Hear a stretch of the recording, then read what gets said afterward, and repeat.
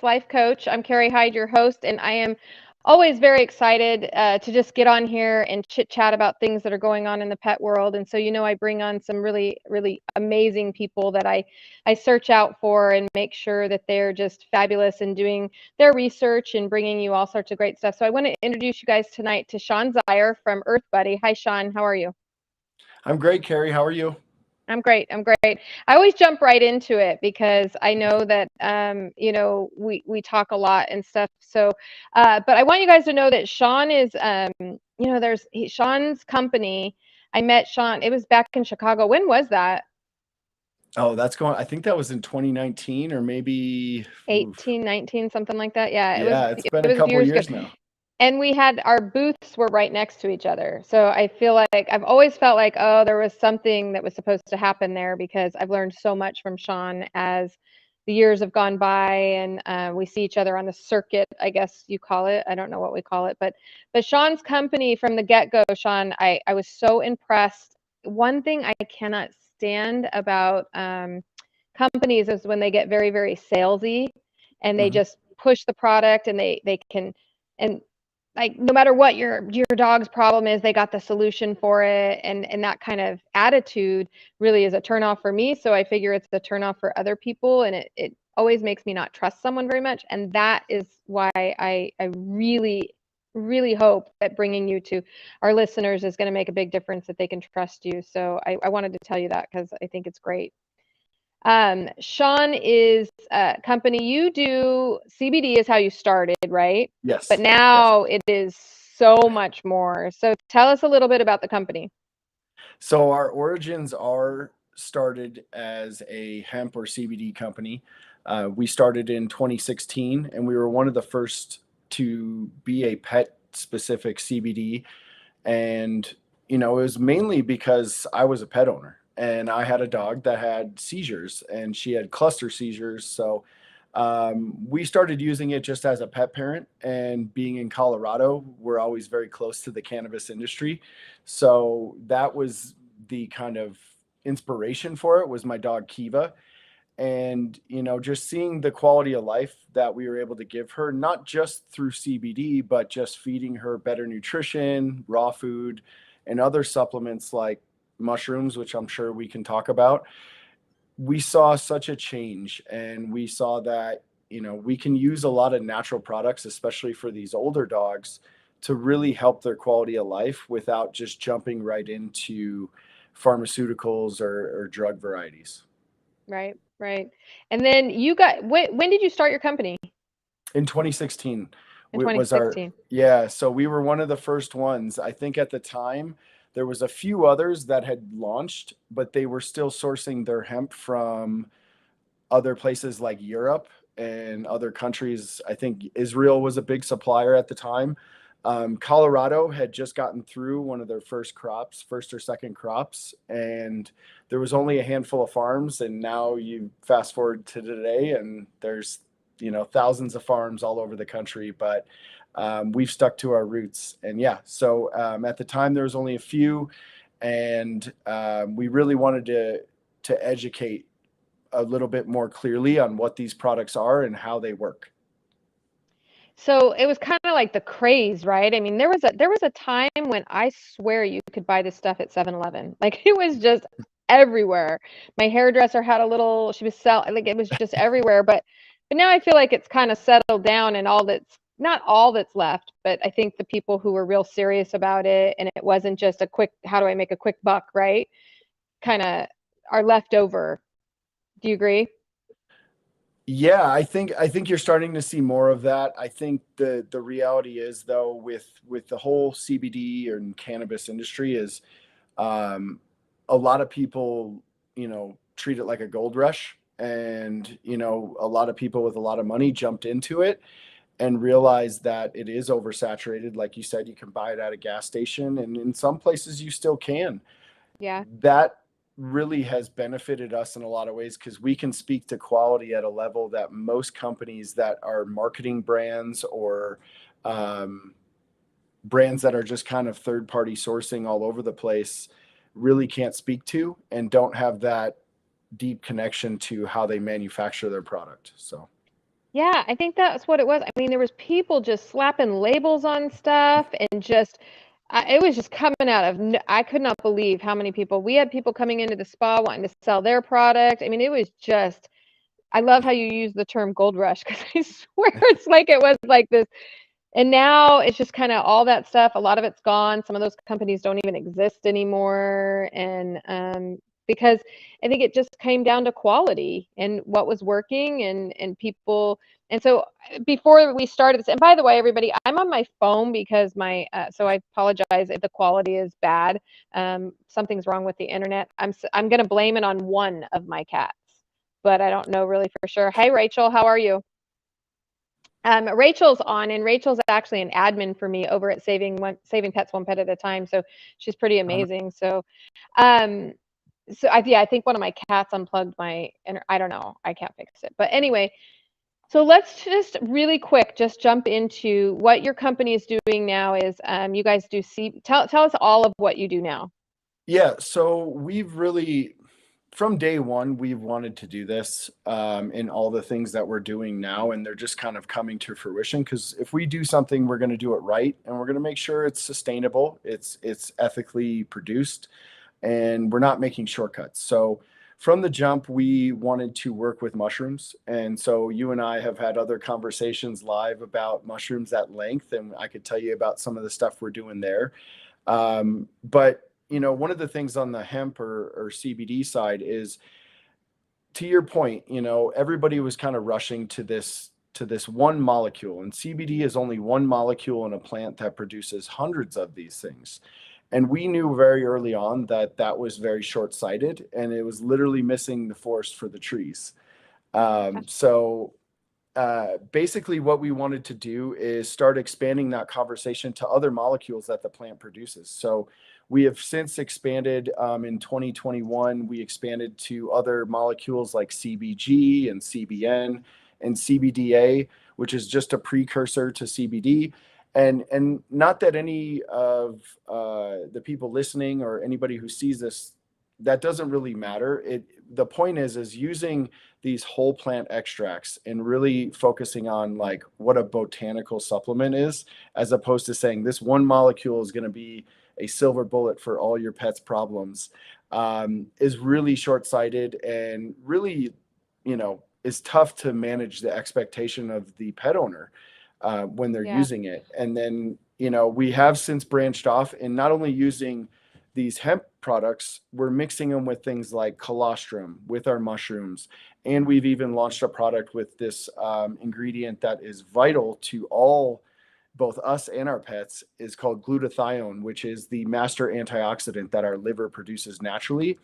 But as we age, as we insult our bodies with toxins or lower quality food, our liver does not produce this antioxidant as efficiently. So we've seen amazing benefits for pets in that same regard. And, especially with them aging faster. So a lot of the things that we do in a big, bow tie to wrap it is basically thinking about quality of life as our pets age. And regardless of what they feed or what their lifestyle is like, they're aging faster than us, and we want to make sure that their quality of life is as best as it can be from a natural aspect.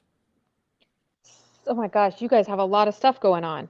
Yeah. And we talk about mushrooms, and I hate to say this, but every time I think of you, I think of the mushroom that hangs out on the back of it's the snail or something, right? Like it's the little Well, where the are you talking about cordyceps. cordyceps? Yeah, the Yes. cordyceps. Yes. Every time I'm like, I always have that vision in my head of how the mushroom grows on that. It's just so interesting. And mushrooms, I feel like mushrooms are doing the same thing that CBD did. Now mushrooms, everybody's on the mushroom craze, and it's like everything has mushrooms in it now.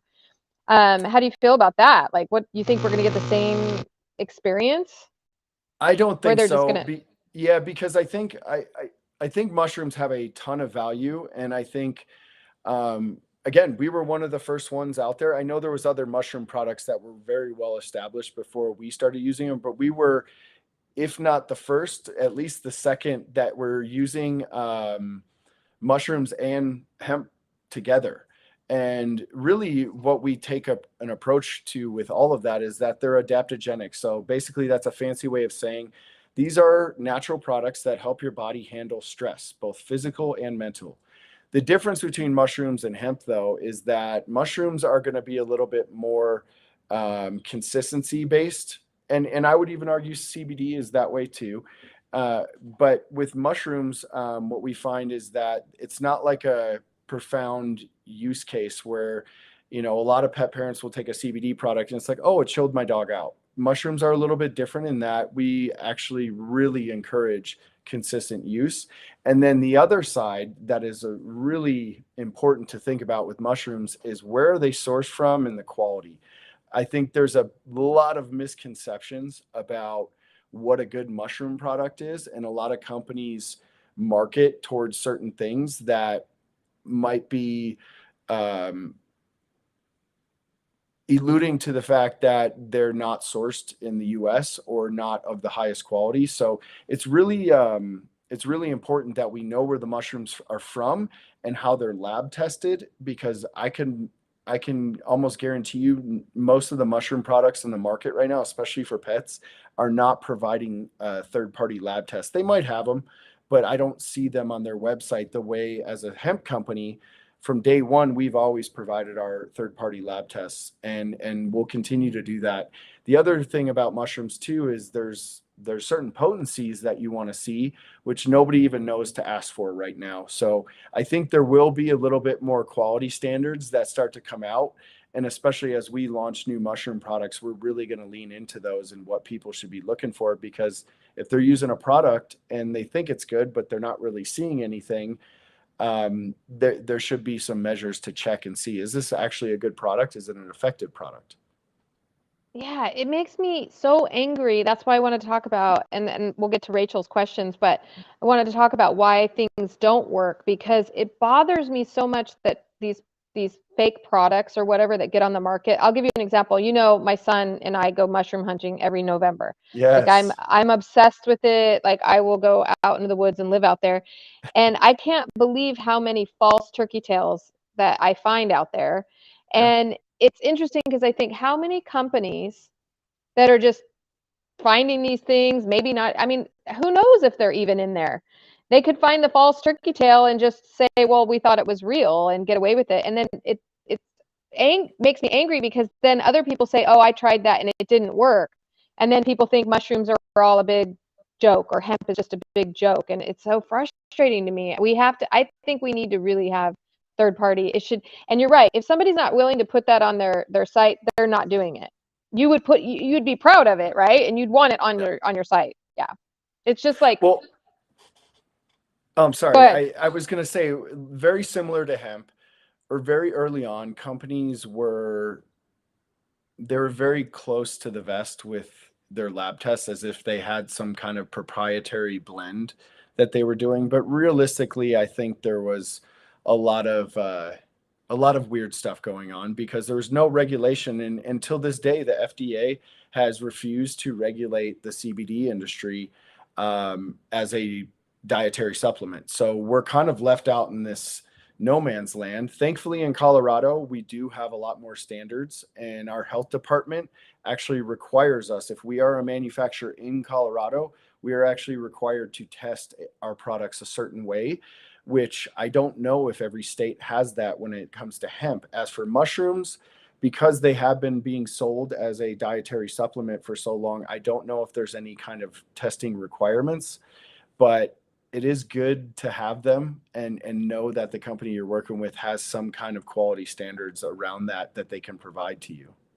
Yeah, no, for sure. It's just I don't know. I'm still seeing a few of them. I had a dog staying with me recently who was struggling, older, kind of coming towards the end of life, and they were trying to make her comfortable, and then they brought her in for boarding with me and they brought their product.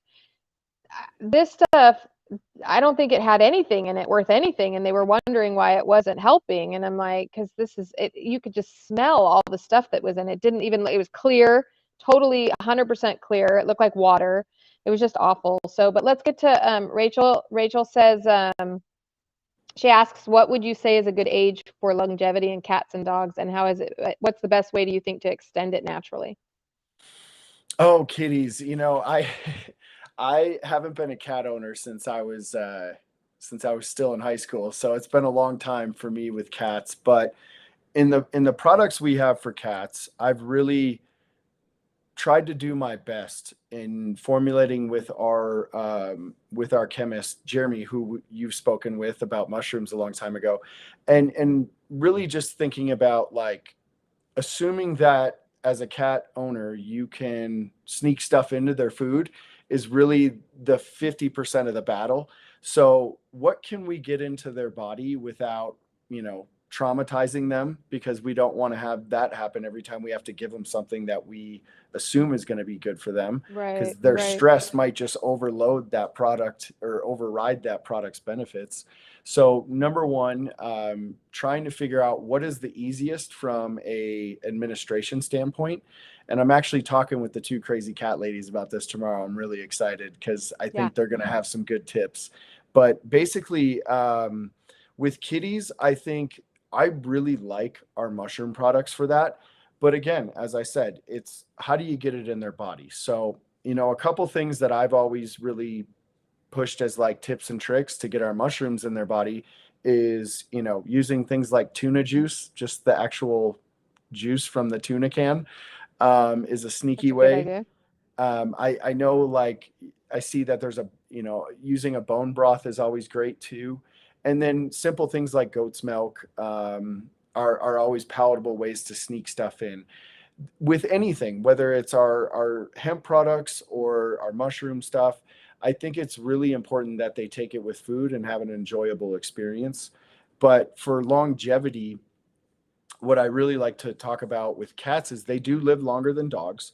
So we're going to be with them a lot longer. So we need something that we can sustainably keep giving to them.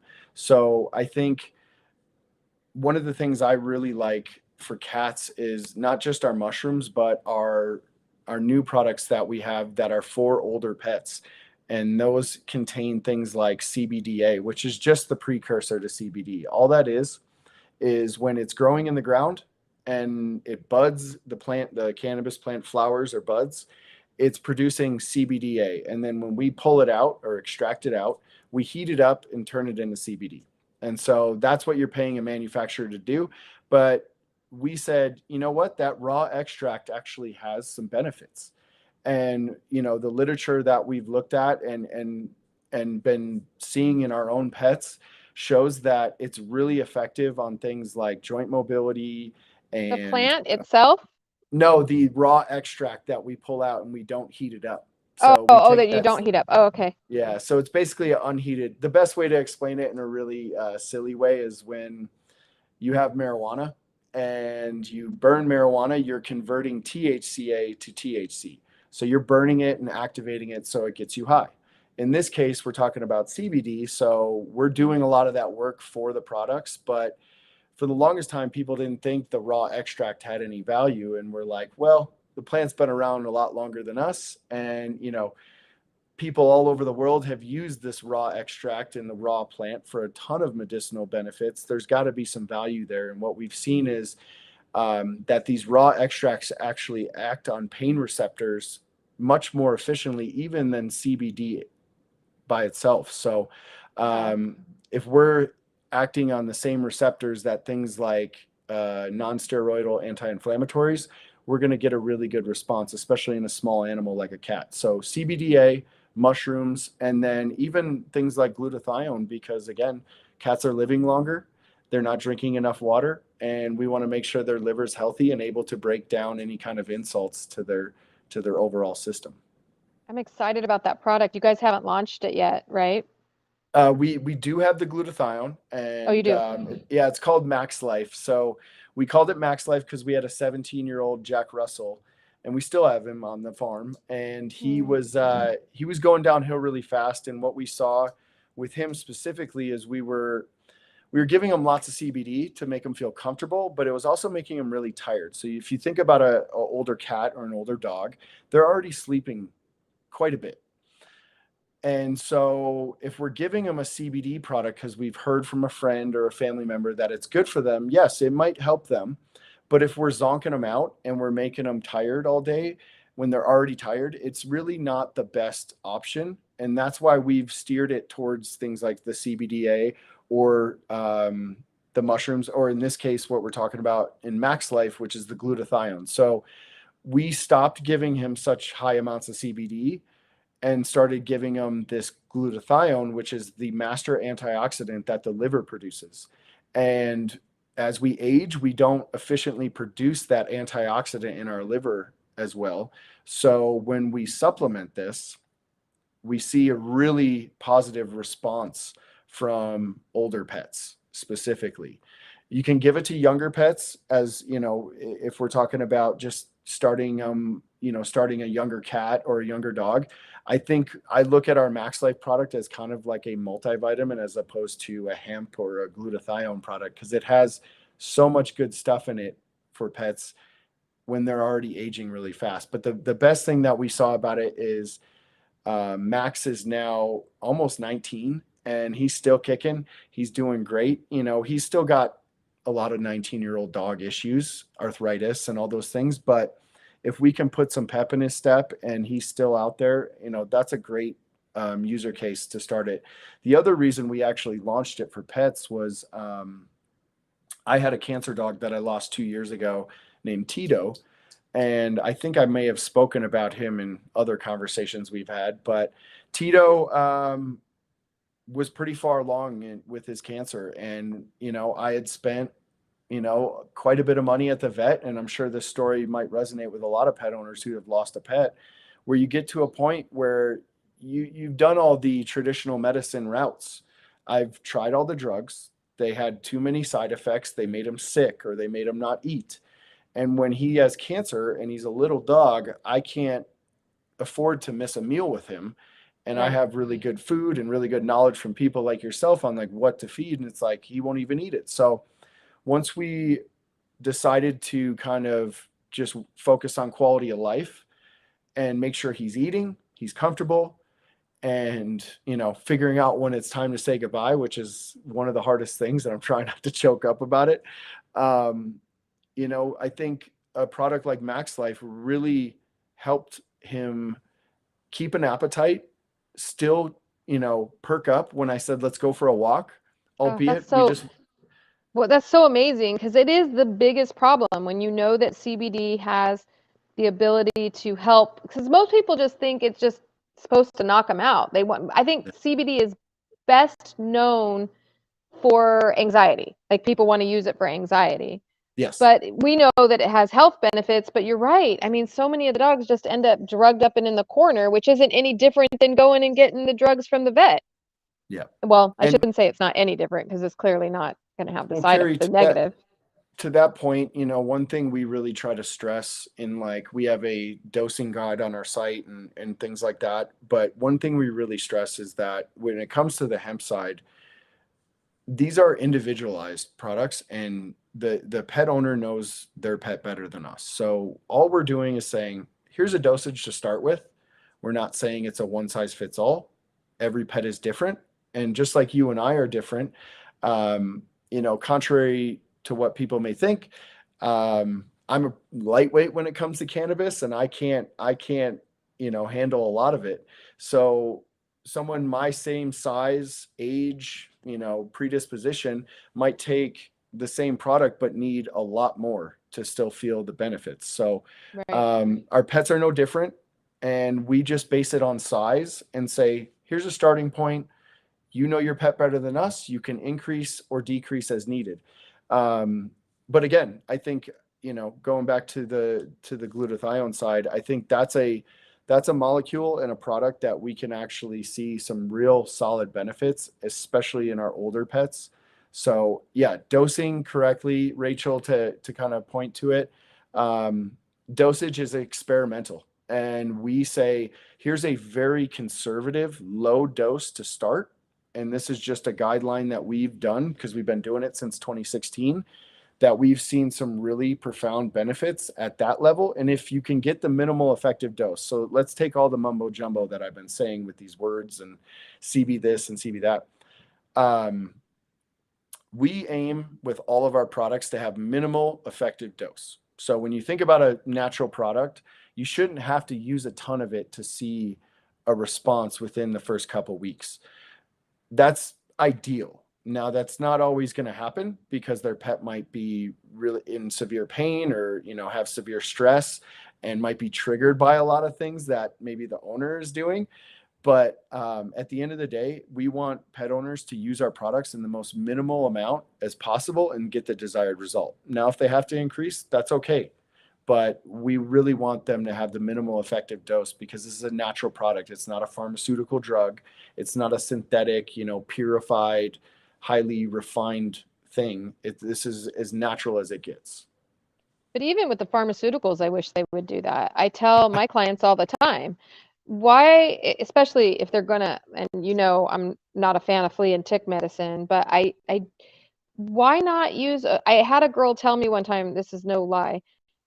I said, why not use half of the flea and tick stuff? And if it works and your dog never has fleas, then you're great. And she says, oh, you can't do that because you don't know which half actually has the medicine that works. So if you cut it in half, the other half may have nothing and this half would have it all. And I'm like, so I didn't want to get too much into it, but I said to her, I go, well, then if it doesn't work, you Yeah. can give the other half. But I wish that other, pharmaceutical companies would do that, like use the least amount possible that works, because even if it's natural, why do we want to? Because they could build resistance to it, correct? In terms of what? Like CBD, can they start to need to be increased over time? If you started out with a higher dose, wouldn't you just have to go up from there if they became resistant to it? So I will speak to research first, and then Yeah, please. I'll extrapolate it to what we've seen in 7 years of doing this with our customers. So the research shows that isolate or synthetic or pure single molecule CBD has a bell-shaped dose response, meaning you start using it, it does work on the front end, and there's this curve that goes up, and then it flattens out of the effect it has on discomfort or pain. And so what happens is, as you keep using this isolate or purified form, think a pharmaceutical type form of CBD, there's actually more side effects. You have to use more. And then as you use more, there's more risk involved in that, and that the benefits actually subside, and you actually see more side effects than you do benefits. That's with isolate CBD. That's not, in my opinion, as an owner of a company, I don't think that's the best route. But those products are sold. They're typically cheaper. They're typically higher milligrams. So they look, from a value standpoint, a better value for the consumer. But ultimately, I do hear pet owners that have used those products say they either don't work or they have to use a ton of it to see a benefit, and they stop working if they use it consistently. With our products, in the 7 years that I've been doing it, the only time I see people where they're starting to say, I don't really see the same kind of benefit that there was when I started, is probably because they started when their pet was younger. And now we've been doing this for 7 years. We have some pet owners that have been on our product since we started. They still buy our 1,000 milligram hemp extract, and they don't see a difference. Here's why. We can, we extract our plant extracts completely naturally. So if you think about a 5-acre farm, every plant is different.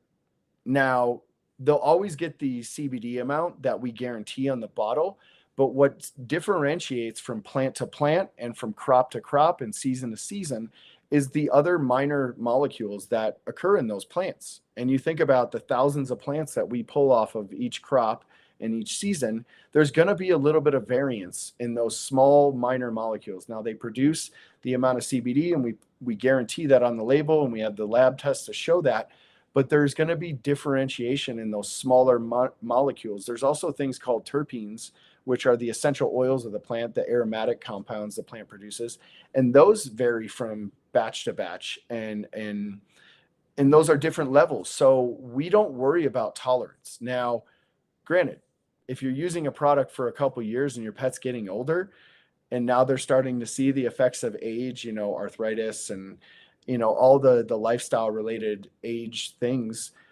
I think, yeah, there might be a reason to up the dose, but I don't think there's a tolerance necessarily, as opposed to they're just getting older with that product. Now, if you're using it for a couple months and then it just stops working, I would reach out to that company and we would gladly either take that product back or at least work with them on a better formulation that we offer that might be better for their pet. Yeah. There's so many factors that come in play to that, right? Like, what does it mean it's not working anymore? That would be what do you mean it's not, what was it doing before that it's not doing now? Because sometimes people just, I don't know, life changes, things change, dogs change. I don't know. It's just hard to, it's always hard. There's so many things that happen when I talk with people about, Right. anxiety and what's going on in the home, and is the anxiety higher than it was back when you were using it before? Did something change that made, because anxiety is a scale, right? I mean, you can have Yeah. mild all the way up to severe. So was it working when your pet had mild anxiety, but it's not working now because your pet is experiencing extreme anxiety? Those are different. Well, So let's talk about that real quick, and then I want to answer Rachel's question about yeah, how do we approve yeah, things. yeah. But let's just talk about anxiety in general. So yes, every pet is different. We all have different chemistry. You and I have different chemistry. And I think it's really important to note that the lifestyle and the owner's stress involved with that pet stress is one and the same. They absorb our emotions. When my pet was going through cancer, my little guy Tito, you know, I think he really truly felt, the stress I was going through of just managing life, kids, work, all those things. And on top of it, trying to do what's best for him. And I think he absorbed a lot of that, and it was tough. So when it comes to stress, I think when we hear about a product like CBD and we go, oh my gosh, this is going to fix all my pet's problem, it's the number one reason people come to our products. And I love that because we can help them. But I think managing the expectation for pet owners is really important. And, we do our best with dosing and all these different ways to kind of manage those expectations. But if you hear one pet owner go, oh, I gave this cookie to my dog and it chilled them out completely, it's like, well, your dog is not their dog. Right, And right, right. your dog might be cooped up in the house, 22 hours of the day, doesn't go on walks, is in a house that is high stress. Who knows? There's a million things. So everybody's household is a different stress environment. So right there, we have an uphill battle with our products. And then two, it's just like, how are we administering it? Is that a stressful situation for them? Are you giving it to them when they're already on level 5,000, as opposed to you're in a calm state, they're in a calm state? You give it to them then, and then when the stressful thing comes on, it's a little bit more effective. So there's a million things that we try to address with this, but we can't get to them all. And yeah, I'm sorry if you were going to jump in. No, I was just going to say, yeah, that's probably the biggest thing I teach my clients is to give it in a calm state. I tell, they want to bring them when we have dogs that are anxious for grooming or whatever it is, they bring the stuff with them and say, here, just give it to him. And I'm like, oh, that's too late Yeah. now. Like he's already driven over here. He's got it's so high off the chart. So I always have to tell him Yeah. before you grab your keys, before they know what's going on, put it in their breakfast when they had no idea, that kind of thing. So, but it's hard because people don't think about it until the dog's bouncing off the walls. Keep it in So, your routine. Yes, that's the best way. And so to that point, we did a real life study with almost 80 pet owners on anxiety. And so we really stress tested our products. good. Um, Yeah. and That's the why I way love we, you. yeah, so what we did is we teamed up with this company called the Relief app, and they do basically data research on products for companies. And it was basically a combination of them and us working with pet owners to say, hey, we want you to try these 3 different administrations of CBD for your pet during July, which is fireworks and thunderstorm season. Right. So we really wanted to stress test it in front of the most anxious time of year for pets and pet owners. And I know how much people hate fireworks or I know how much pet owners hate fireworks, because it's just like, that's the time of year where my dog basically hides or does a lot of crazy stuff. And a lot of pets run away during that time. So it's another big concern. So what we did with this group of pet owners is we did a 21-day study, and we texted them every day, just basic markers of anxiety. Like you said, there's different scales. And we checked with them every single day. And what we saw through that study was that over 21 days at a very moderate dose that we suggested, we didn't tell them to elevate it or anything. What we saw through 21 days is that we saw a 30% decrease across the board on every pet. So to Wow. me, what that says is it's not a one and done or one time I expect magic. What it does is it gave us data to say, hey, consistency is the best way to use this. Yes, some pets will see a definitive decrease in stress like right away, but not every pet will. And what we need to do is have a moderate dose at a consistent level for a couple weeks.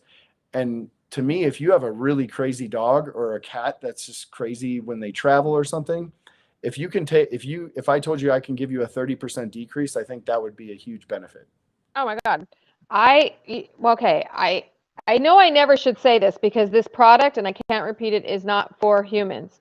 But I take your product when I fly. I'm just gonna say, like, my clients know and our followers know I try everything. I test everything, and a lot of it I test on myself. And so I have tested your product because when you give an animal a product, they can't tell you how they feel. And I know that my animal could feel different than I feel, but I wanted to know how it would make me feel if I took it. So I've taken the product, and I know it works, and I love it. Actually, I take one when I fly. So, but let's talk a little bit. Like, I love Rachel asks a question about taking a break from the product. Do you think that's a good idea? Like, I know you said consistency is key, but what kind of have you done any studies on maybe just taking a break for a while and reintroducing it to the body? It's interesting. I don't think that's a bad idea with anything. So I do that with myself. I Yeah. think, and this is coming from somebody who sells products. Yes, if it's helping and it continues to help, stick with it. But if you feel like, hey, I'm going to take a couple weeks off, that's totally fine. I think it's not wrong. And I think there's not enough research to show like what this is doing to our own cannabinoid system, because we have a system in our bodies that produces these cannabinoids naturally. So again, this is a natural system that we're engaging. I think for older pets, it's not going to hurt them if you use it consistently. But if you are using a product that you're not seeing, continue to benefit your pet, I don't think it's wrong to just take a little break. Uh, I do this with certain vitamins too, where I'll just take a month off and stop using them. And then when I do get back on them, I do feel the benefit again. It Yeah. takes a couple weeks, but I like resetting my system with anything. I think we speak on that from the nutrition standpoint a lot of times, is like feeding an animal chicken for their whole life is probably not the best way to go, even if it's the best chicken in the world. Yeah. So I think it's good to reset the system. I don't think it's a wrong idea. Well, I think it also gives you an opportunity to observe, right? Any Mhm. changes, right? If you Yeah. just keep going and keep going, I know Rita Hogan always says, if you're doing something for 30 days and it's not working, stop. Yeah. But sometimes with our busy lives, we don't even realize if it's working or not working. So It's a it'd be great a point. really, yeah, like just stop for a little bit and reintroduce and watch the both with it and without it, right? Because we Right. just kind of get in our habits and keep going and doing what we're doing. Um, Janelle asks, which is more beneficial, rotating products, taking breaks, or using a product every couple of days? What do you think would be better? It's interesting. I think probably Well, depend it's on your it's dog. very it's very broad. I think using supplements in general, you have to figure out like what is the desired effect we're looking for. So if I get a digestive supplement, well, I'm probably going to be looking for better poops and overall better skin and coat, because that's our two ways of seeing how our pet is digesting really well. And probably breath is another one that we can throw in there too from a Oh, sure, digestive standpoint. sure. So I think what I like to do with my own pets and even myself is like, maybe there's a glaring issue. I'm just using digestive because it's a really obvious one. So maybe there's a glaring issue. My pet is just constantly farting. So they're really gassy. They stink up the whole house. So I get on, let's use our product because I'm on it. Um, colostrum. So we use our colostrum and we clear up that gas issue. Well, maybe I just dial it back a little bit and I still use it in the food and I dial it back. And I really like what you said. It'll give me time to observe, because if it comes back and I've dialed that dosage back, well, now I can say, oh, let me just start incorporating that in. And now they're just going to be on it. And then there's the other side of, like, from an anxiety standpoint, what I think is a really good practice for stress is use our product in conjunction with kind of working on that behavior or that trigger that works on that stress. So if that makes sense, let me reword that. If there's a stressful thing happening to your pet every time, somebody knocks at the door, or every time you take them to the vet visit, conditioning them in conjunction with using our product in a calmer state is going to train that behavior a little bit better. So again, this isn't just a magic product to fix all the pet's stress or digestive issues. It's like using it to kind of train that behavior out would be a lot better practice as an owner. And it's something that, even I forget about sometimes. It's like, oh, I know my pet gets stressed in the car, and then I give them a cookie as we're getting in the car. It's like, no, I got to get them in that calm state first. And then over time, if I just take them for more rides in that calmer state, in conjunction with using our product, I think that's a way better expectation to put on the product, as opposed to saying, we take the pharmaceutical philosophy that I think Dr. Suter spoke about at your event, where it's like, I give drug, I fix problem. Yeah. And it's like, no. We have to be more realistic and understand, like, what are we using it for? How can I supplement, just best practices with that product? Yeah. So I had a case. Now, this was way before CBD you were able to get CBD or anything for that matter. This is back when I was a vet tech. And we had this is why I sit in this chair. Everybody asks me why. Like, I have this big old chair. It's because my cats, if I'm not, then they're all up in my face. But if I do, so you can see, that's Batman. But we had a case of this dog that they needed to kennel train. I can't remember why, but it needed to be kennel trained. And this dog's anxiety was so bad that you couldn't even tell him that he was okay. Like, he couldn't see that he wasn't going to die in there. And so the vet had prescribed him acepromazine. And it was just for 3, which is heavy, but we gave him, I remember the guy gave him like the tiny little sliver of it, just to get the dog to like communicate with him, like, dude, you're okay. Yeah. And honestly, the guy did it over a course of a week, and he used it to train the dog, because the anxiety, I wish we would have had CBD back then, because I think the amount we gave was so minimal, but it really was just like, hey, just like that. Sometimes they get into that, like with the fireworks. I've seen dogs get into such a panic that I don't care what you do, you're not going to stop them. And trying to get people to understand to do it way before. What do you like? If we talk about microdosing, a lot of people aren't familiar what we're talking about when we say microdosing. Can you explain it a little bit? Yeah, that's alluding to mostly on the psilocybin mushroom side. And the idea behind that is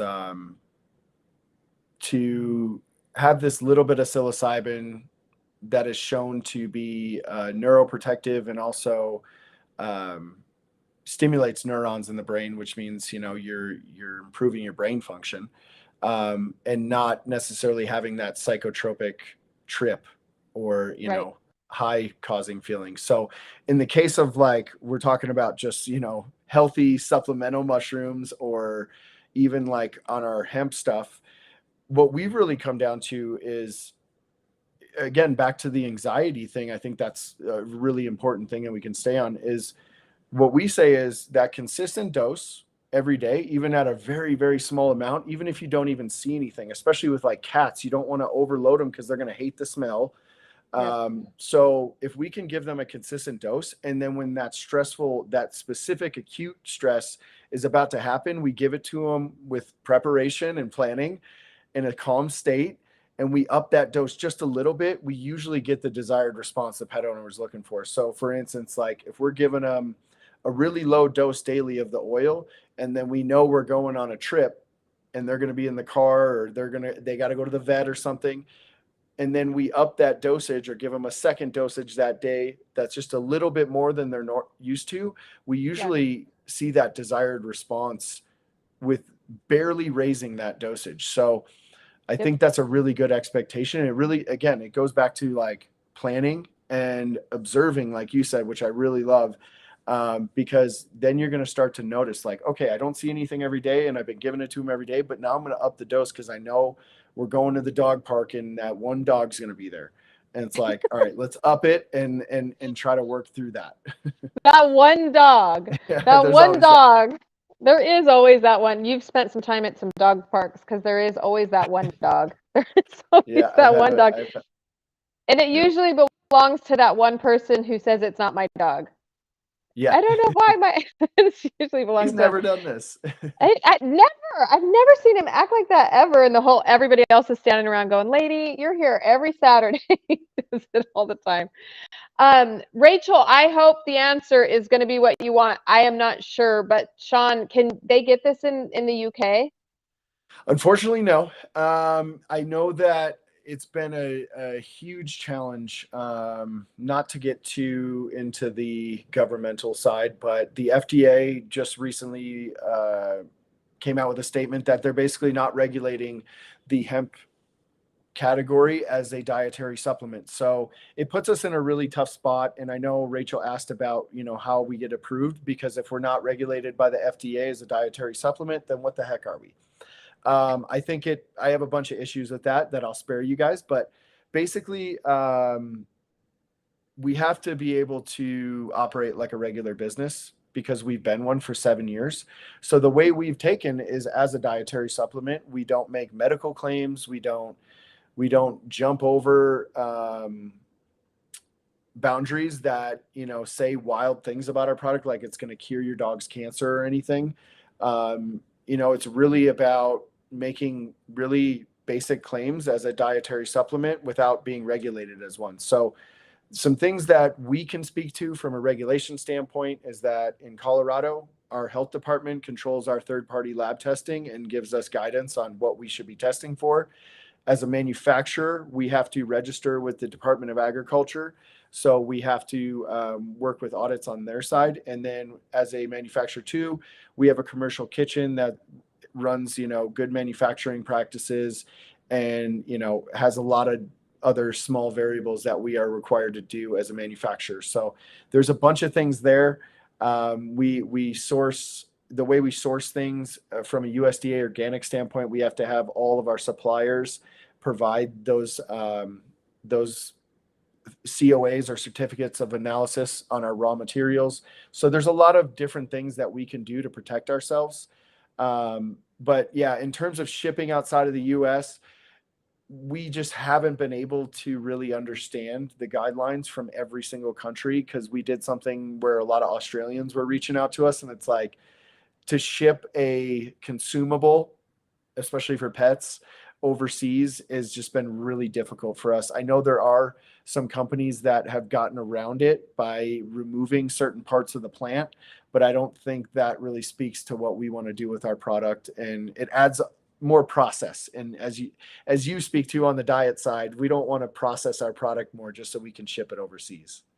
Yeah, no, it's hard because then the product doesn't work and then it's useless and no one's going to buy it again the second time.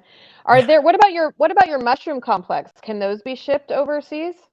So we are launching a non-hemp mushroom product that will be available by April sometime. I'm hoping, fingers crossed, we should have everything ready to go on the site for shipping and stuff like that by April. And so assuming that that's all good to go, we'll have to work with each country basically in customs on, can we ship this product over to you? And once we figure all that out, which I'm going to be doing over the next few weeks, my hope is that, the mushrooms can be shipped. I mean, their USDA organic facility right here in Colorado, they do everything the same way we do with hemp. Our supplier does. So it's really awesome that we've kind of partnered with another Colorado supplier that does it the exact same way we do. But as far as I know, mushrooms should be able to be shipped over, but we got a little bit of work to do on that. And I'll definitely be shouting it if we can start acting like a regular business and not just a hemp company. Are there mushrooms that have been, I know you guys do a lot of studies on mushrooms. Is there any mushroom, I mean, I'm not thinking about the psychedelic ones, but are there any mushrooms that are good for anxiety? So one that I would just, if we had to just pick one, one that I would kind of point to is the lion's mane mushroom. And just from a neurological standpoint, they've shown a lot of good studies on how it improves cognition, but also creates a kind of relaxed demeanor. And so I really like lion's mane for that. The bottom line is, I think when you think about mushrooms, what they do to our bodies and why we call them an adaptogen is mushrooms specifically act like a prebiotic. So they allow us to have an immune response in our gut.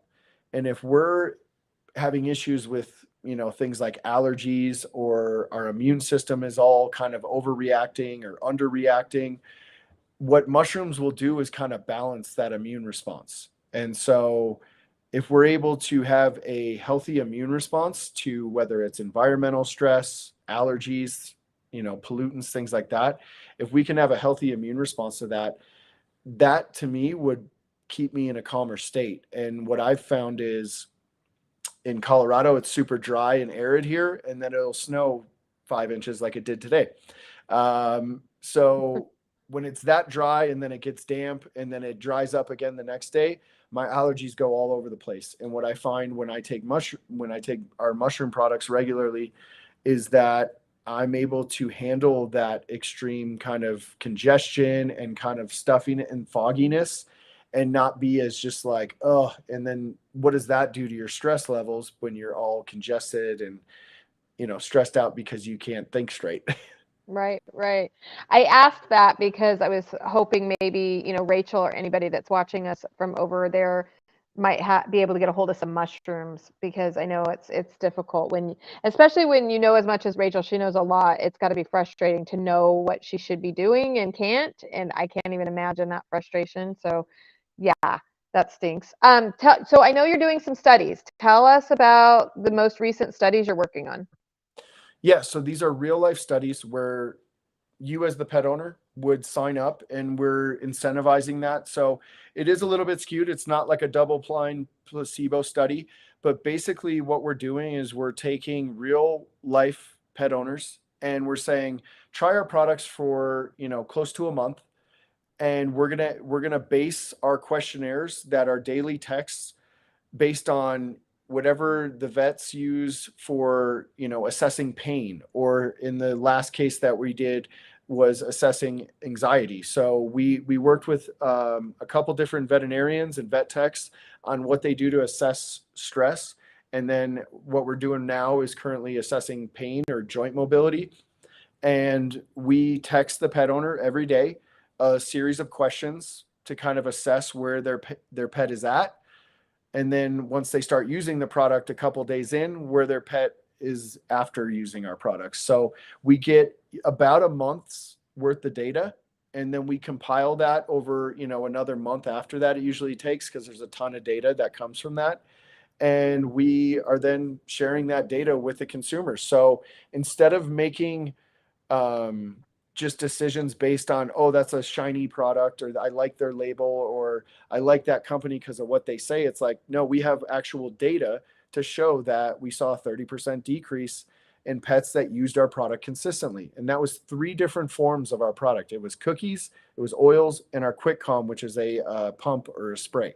So we saw 3 different forms of administration, and we saw a decrease in all 3 of them if they used it consistently. So now you have some data to actually make your purchasing decision, as opposed to, I like what they said about their product, or I like that, I know Joe from that company, or, not to beat up Joe, but you know what I mean? Like, we No, it's make buying true. decisions really silly, whereas if a company, in my opinion, if I'm going to buy something, they go, hey, we surveyed 100 customers, and over this period they saw this reduction. It's like, well, that helps me make an informed decision, as opposed to just what something looks like or what the company is telling me is it that it's good for. Yeah, people don't even realize they're doing that. Like, I don't even think they even realize they're doing that. I did have a client though one time years ago, and she literally told me she would not buy the bag of food that I was recommending because she didn't like the packaging. And I was just thought to myself, like, it was really good food too at the time. I wouldn't sell that stuff now, but at the time, what we knew, this was the best there was. And she didn't like the packaging of it. And I thought, gosh, that's just really unfortunate. So we got to be, but I don't think people even realize what makes them draw to it. I catch myself doing it all the time. I see a nice jar, like a amber jar, and I instantly think it's good. And then I have to back Yeah. myself off and go, no, you need to figure this out. So, I wish I would have known about the studies. If you ever want to, we could do probably some studies in a boarding facility situation and see what, I already know though, because I use your products constantly for boarding. Right. Well, you So have the user cases with your firsthand observations, but yeah, I think for your customers, for your people that are boarding with you, I think it's so beneficial if they can go to our site or to your store and see absolutely. actual data that we conducted. So I'll have to send you some stuff because we have some QR codes that send people to all the data that we have on the site. I think that's always nice to have a set of data on a specific product that goes, hey, this actually calmed them and this is how it did, not just you give it to your dog once and it's going to do all this magic for them. Yeah, I have to pay when I'm using it for boarding dogs, and I just need to say this. I never give anybody, if anyone's watching this who boards with me, if I didn't talk to you about it, I don't just give this stuff. But once I get approval from a client, but if we have a high anxiety dog, it's really hard because they're in boarding. So we have to put it in their breakfast because I know they're pretty good in the morning. It's like around noon or 1 o'clock they start kind of getting anxious. I think that's what time their Uh, parents get home from work or something. Like they're yeah, starting to get that anxiety. So I that's have their to give step. it to them in the morning to make sure that they don't reach that high anxiety, because otherwise I can't bring it down. I mean, we just Right. can't bring it down. It's not a drug. It doesn't knock them out. I think people get that vision that that's what happens. So, but Yeah. I know the products work because I've been using them forever. So, well, And some just dogs have it to know. does, in some dogs it does work like that, where they do get a heavy sedative effect. Yeah. I think that's a lot of people's hope. But if their dog is already on, level 5,000, it's not always going to work that way. In some cases it does. And that's why we say every pet is different. It's very individualized and based on your pet's predisposition. This is where we're going to tell you to start. I know Rachel was asking like, how to give it to them and when to give it to them. It really just comes down to, if you do it with or without food. With food, it's going to take a little bit longer to break down. It's typically in fat, like oil or a cookie or powder in some cases with our products. So if you give it to them with food, I think it makes the experience more enjoyable for them. They don't even think about it. They're eating it with something they like. If you're stressed that you have to put a dropper in your pet's mouth and now you're trying to put this calming product into your pet's mouth, stressed out, that's already stressed, they're going to absorb that. It's going to be a traumatic experience and they're never going to let you near them with that dropper again. So we always suggest with food, but I have a dog right now, my girl Iggy, she's blind and deaf, and she will drink a whole bottle of our stuff if I let her. She loves it. And I don't know if that's because she's got some special needs and she just likes anything that's good for her or anything edible, but she drinks our oil up right away, right out of the dropper. Some dogs Wow, love it. that's crazy. But I'm lucky with that. Not every pet owner has that, especially cat owners. I know it's a little bit harder. So I always suggest with food to make the experience enjoyable. But in some cases, if you can get it, if you can be in a calm state and administer direct orally on an empty stomach, it's going to absorb faster. It's going to work a little bit faster. So a general range is like 10 to 20 minutes on an empty stomach. You'd see a calming effect, and 30 to 45 with food. So it's just a basic way to look at it. Um, the little vial it's glass, so be Yeah. careful. I just Yeah, say that exactly. because very recently we had a dog that was I wasn't there. I couldn't tell you, but I know the dog, and they were trying. He bites. He's vicious, like Mm. vicious biting, and so they were trying to give him a little CBD, and of course he bit at the little thing. I mean, he's fine, But now I'm always telling people, but he wouldn't take the food from us, and I don't know. So you get into it. So, but anyway, be very, very careful. And it's glass on purpose, right? You don't want to put plastic in there. Yes, I would imagine. there's a couple manufacturing reasons. Plastic, there's a lot of plastic, and having something that you're continually using for an edible product, we just didn't want more plastic involved. And so Right. glass is always a little bit safer in that regard. It's also, we have a gauge dropper so you can see the different levels of how much you're supposed to give your pet. So from a measurement standpoint, we try to make it really easy too for that. Yeah. Yeah. Rachel's not. I think you're right, Rachel. She's talking about your dog that likes it. She's self-selecting what she needs. Yep. And I think animals do self-select. I think they absolutely do. I mean, how else, if they didn't have that natural ability, would they even know to eat food if they didn't, Yeah. kind of grasp towards things? But anyway, so where is the next place you're going to be? Global? We will be at Global Pet Expo, and we're going to be talking all things mushrooms and glutathione and how we incorporate hemp into some of those things, and how we're going to have some non-hemp products that are just mushroom based. So we have a lot of things that we're working on. The other cool thing is we're going to do more of these real life case studies. And so if anybody's looking to be a part of them, we have a sign up on our industry studies page. We'd love to get more pet owners involved in these studies. I really want to do one on mushrooms for our products, but it has to be very specific. So when we think about studies, you can't do something very broad. And anxiety was one of those where it's like, I don't know, this is gonna be tough. And I was very concerned about getting positive results back on that because Right. 80 pet owners, I'm like, man, what if it's only like a third of them actually see a benefit? But we saw really good results there. I'm really curious to keep doing these with real world studies. So it's in the pet's home where they live and in their routine every day. So we can see how these products work, and we can also better recommend them to certain pet owners. So that's one thing I'm really pumped about. Global Pet Expo will be nice to kind of share that, and would love to work with you at your boarding facility and get a good data set with that and with all your Yeah, if customers. I know, and we can set it up and we can do all of what we need to do, just because it's a boarding facility, that's high anxiety. It'd just be another factor, right? Like, this is outside of the home in a boarding, because most people end up using the CBD for those purposes, to go to groomer, to go to the vet, to go to the boarding Yeah. facility, to do all of that. So you could get I'll definitely get you whatever data you need to get. I believe me, I have lots of cases that I could do, which is really sad, because when I look back when I was a vet tech, which was a million years ago, we didn't have, the only time dogs had anxiety back then was 4th of July. The only time. We just Right. didn't have this situation, so it's kind of crazy.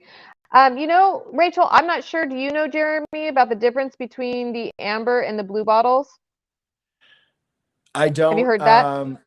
No. So we always use darker bottles, and obviously they're stickered too. So we've always used darker bottles, and we actually instruct on all of our labels to keep out of sunlight or heat. Yeah, With any natural product, you don't want to expose it to any extreme heat or consistent sunlight, because that'll degrade anything. yeah, yeah, yeah. Okay, so you're going to be in Global. If anybody wants to come and see you, that's in Florida. Is it? I haven't gone to Yeah, Global in years, but is yeah, that it's in Orlando? Orlando. It's Yeah. in Orlando, and then I'm really excited to come out to the new Redefining Pet Health Expo next. Well, in the fall, right? Yeah, it's not until the fall. It's September, so that's our second one, and it's September 30th, October 1st. So that one's very, I feel weird saying it, but it's very exclusive. We Yeah. do not, it's 14 of the most fabulous vendors that I can find in the country, or the world for that matter. And it's just products that, and it's, I have opportunities to use so many different products, but I go through so many, and then I fixate on the ones that I know work because of the situation Yeah. I'm in. And so I keep thinking, oh, maybe it'll get bigger one day. And then I think, no, it won't be, because for every one good product out there, there's 500 crappy ones.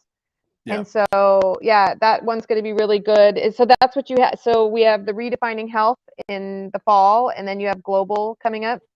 Yeah, and we'll be doing a lot of promotion on the joint mobility study that we're currently Oh, going good, through. So we did it good. online, and we're collecting the data from the online side, and then we're starting to do it with retailers. This is a pilot program, so it's very new, but we'll start having some more data on how certain products that we are recommending for joint mobility and discomfort, you Yeah, know, are helping pets specifically. So that will be a really good one, because the two reasons people come to our products primarily are anxiety and pain. And then I really like to push our other stuff for older pets because it's a little bit more comprehensive. So we'll have some really good data throughout the year that we're going to be promoting. I definitely will send you more of it. But I think when you look at like your event and what our products are, I really think that it's slow and steady, and we don't have to be the biggest and giant, you know, thing in the pet industry. I think that's something that we've really focused on, is like, we don't have to be everything to everybody. We want to work with pet owners that are really dedicated to their pets and want to have the most natural, high quality kind of nutrition and supplements for their pet. And not everybody can do that, and we understand that, but we're going to control the quality of our product and not just grow to cater to everyone.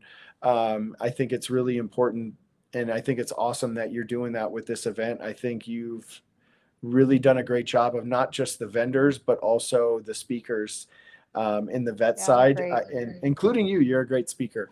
Um, Thanks. if you get me up there this year, I got to have a hard shut off. You got to yank me off this time up Nah, there. Lori and I, we talked about it, and I told her we knew everybody's going to go over. So Right. it's hard when you're passionate, and that's the great thing. I would be more concerned if you went up there and you're like, yeah, I sell CBD and mine's the best, and you should buy mine, and you sat down. Like that's not.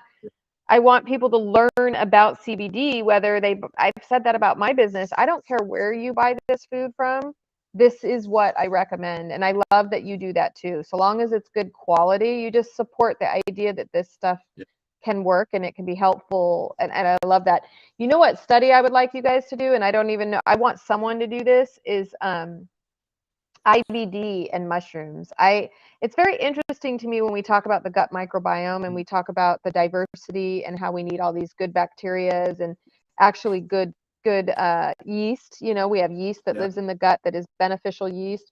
So I question what good fungus can do. I know it does well, but I would love to see a dog with IBD start taking your mushroom complex and see just your mushroom complex Yeah. without probiotics, without anything, just the mushrooms, and see if we can get some IBD taken care of through mushrooms, because I suspect you can.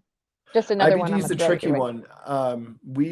We approach it in a couple different ways. You know, we definitely would say the mushrooms are a great product, but we also have the colostrum, which balances good and bad bacteria in the microbiome. So we have two different ways we can jump at that, and we're not saying one is better than the other, but we got two options for you that can equally do that. I have been kicking around that idea.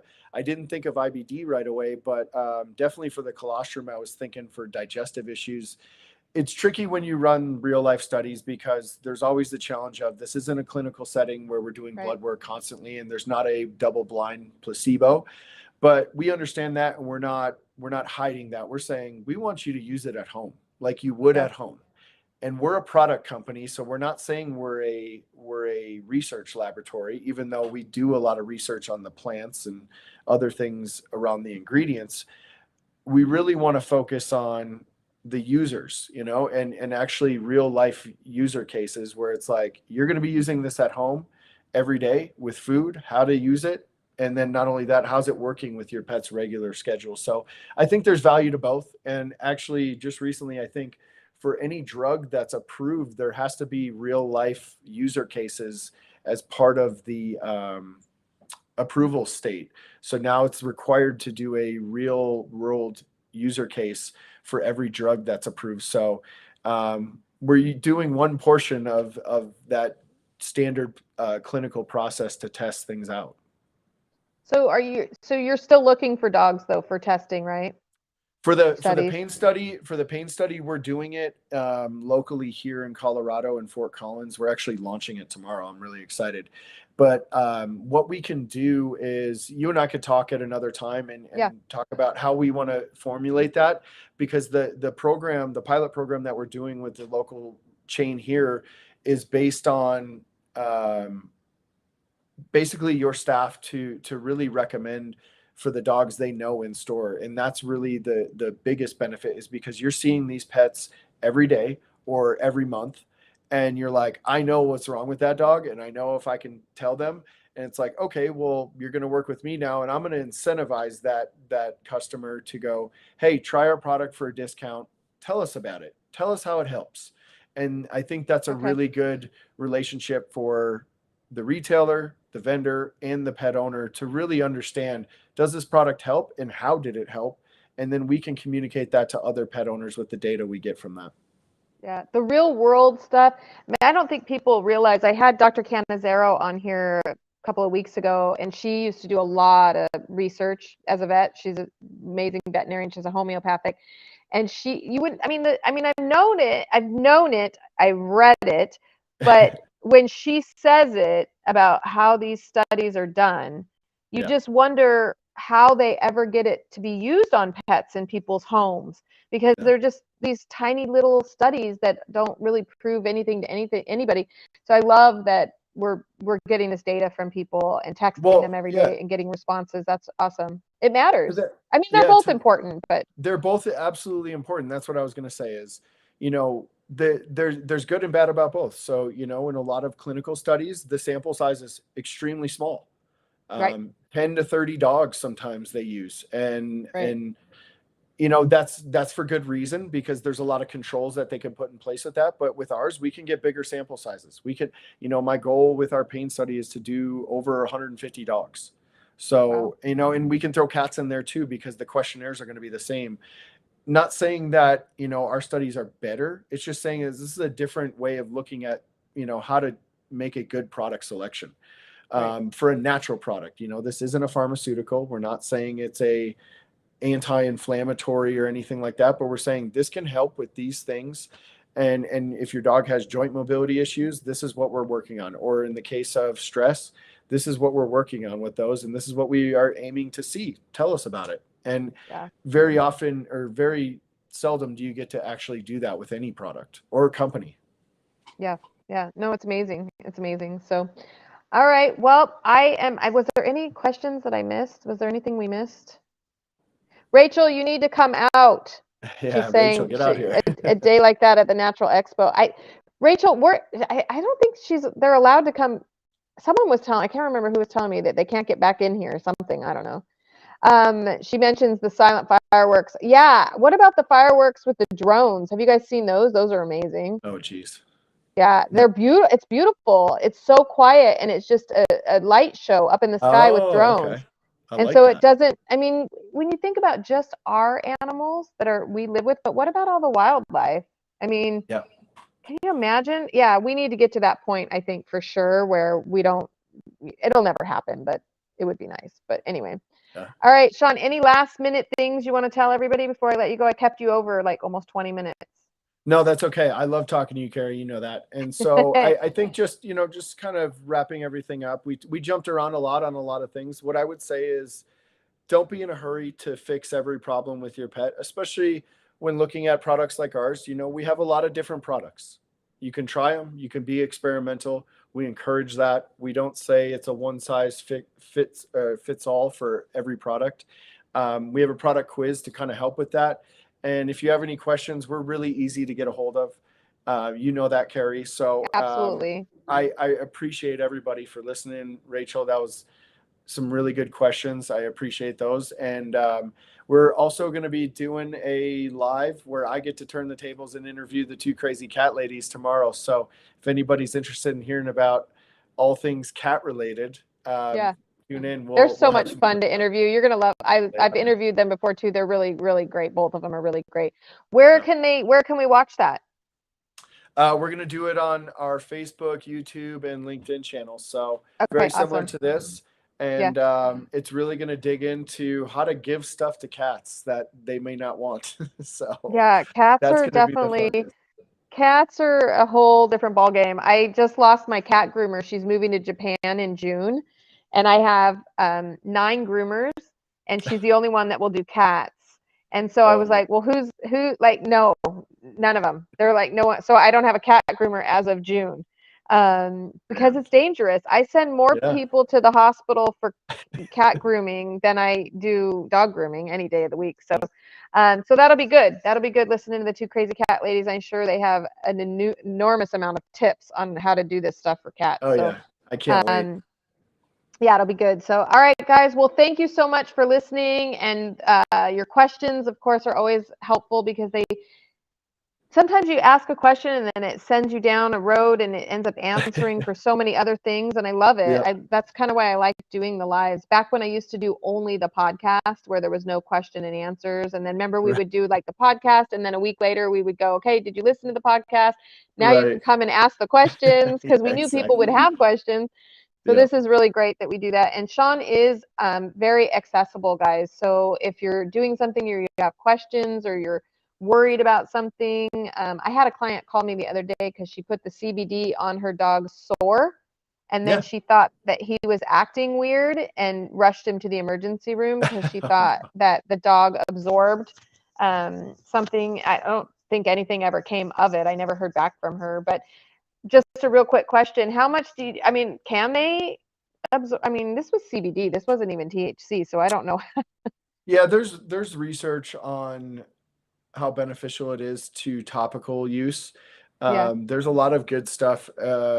If they just type in, topical use of CBD or cannabis yeah. on animals, there's a lot of good research that shows that it is beneficial from a skin irritant and topical solution. So there's benefits there. I haven't heard of topical use causing any reaction, but Neither had I. again, I always say every pet is so different, and so are we. So Yeah, you gotta treat it that way, and who knows what was going on there. I don't know. I've used it for like bringing down a little bit of inflammation in the ears when the ears are really, really swollen. I've put a couple little drops on the ear and I've had Oh, pretty nice. good results from that. So, but anyway, all right, guys. Well, we're going to head off of here. I am also sorry about last week. We had some technical issues last week. Dr. Besant will be rescheduling. I think she already has, so she'll be back on. And Sean will probably be back on again, so you won't miss him. But he is very accessible. You can call. All of his information is on there, so make sure you guys reach out to him. You know I won't support a product unless I've used it. I told you guys I've taken this product myself, but it's not recommended. It's not a human product. I don't want to get anybody in trouble. So like just saying I tested it before I gave it to any dogs because I wanted to make sure. That was years ago. So I know it works, and I will see you guys all later. All right, everybody, take care. Good night, Rachel. Look at it's Thanks, Carrie. 1:20 a.m. for her. Oh, wow. Thank you. Thanks so Yeah, much, Carrie. she's amazing. All right, you have a good night. I'll talk to you soon, Sean. Lori, thank you for all your help. Lori's in the background typing all this stuff out, Thanks, so Lori. we're all good. Thank you, Everybody have everyone. a good night. Take care.